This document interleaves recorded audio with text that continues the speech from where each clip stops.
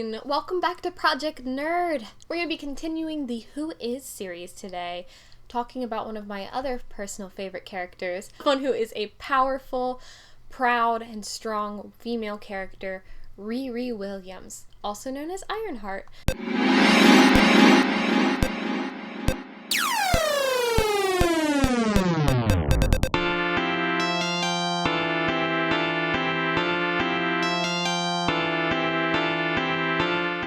Riri Williams, who is she? Why do I love her so much?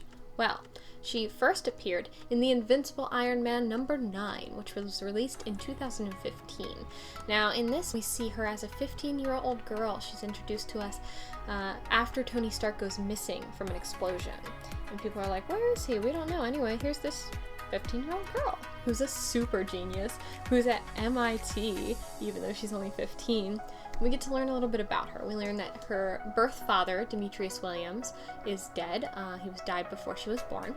Her mother, Riri Williams, remarried a man named Gary Williams. She has one sister named Sharon Williams, and one good friend that we see. So Riri had a really hard time making friends. She felt like she didn't fit in anywhere. She felt like she wasn't being challenged by school and wasn't having a good time. But one day when she's 10, this little girl named Natalie Washington is biking by the open garage and sees Riri working on some advanced technology and comes in to talk to her. And that's the beginning of a wonderful friendship. Unfortunately, it only lasts 3 years because when they're 13, they're all at a picnic together. Riri and her family, her father, Gary, her mother, Ronnie, and her sister, and her good friend. And this guy comes by in a car and shoots up the party, killing Gary, her stepfather, and her best friend Natalie.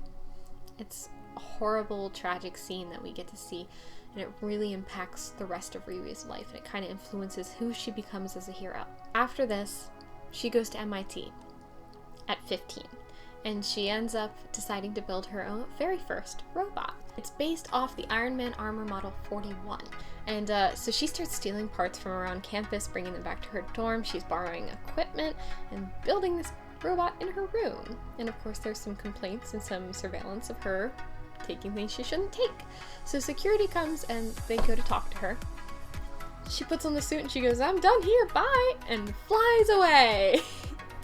Just quit school right then and there. She does go back later in order to find Tony Stark and finish this tech, but that's a different story. We can kind of see these flashbacks in, and we'll get into more of Tony Stark's role and what she does in the beginning, and we'll see that she joins this band called the Champions, which is kind of like the Young Avengers. They're like a band of youths who are superheroes who want to save the day, and they're very cool. Go over real quick her notable allies. Iron Man, of course. Her and Tony Stark, thick as thieves. He trains her. Miles Morales, Spider-Man.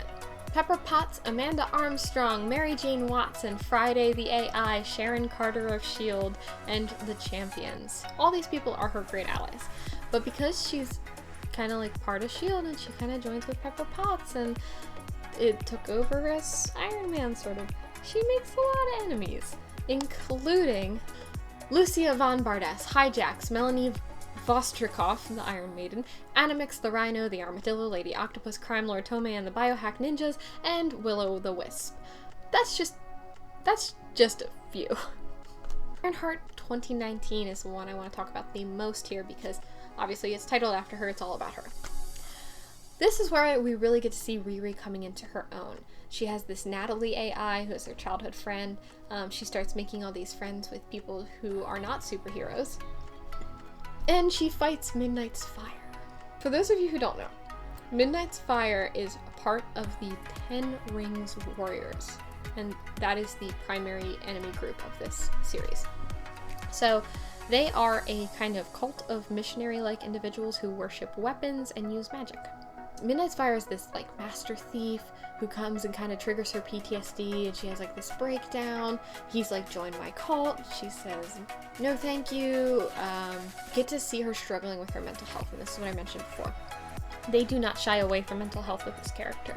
They talk about past trauma, PTSD, anxiety, and she and her mom actually go together to get therapy, and I think that's something super important to show because therapy is A.O.K, and honestly everybody needs it and deserves it. You deserve to have somebody to talk to. So she goes to Wakanda. This is the coolest part because she gets to meet Shuri, and at first they don't get along and they kind of just argue because they're very similar and like they are both stubborn and intelligent, smart women, and they like don't get along, but then they move past it and you get to see like, hey, women, we don't have to be pit against each other. But they save Wakanda from this attack. Also, maybe it's like implied that it's from Eclipse because there's these shadowy, creepy, zombie-like people that attack. They go around and save the city from it. And then they're joined by Silhouette, who is Midnight's Fire's sister. She is such a cool character. We might do a video on her, you'll see. And Okoye. And they go to find the Wellspring of Power, and they do. And hanging from above it is this upside down pyramid-like building, and they teleport inside of it with Silhouette's powers, and they find this cult of people standing there, and they're all wearing masks and robes, and they're holding these like shields that are like the 10 rings, and they're talking about their evil plan.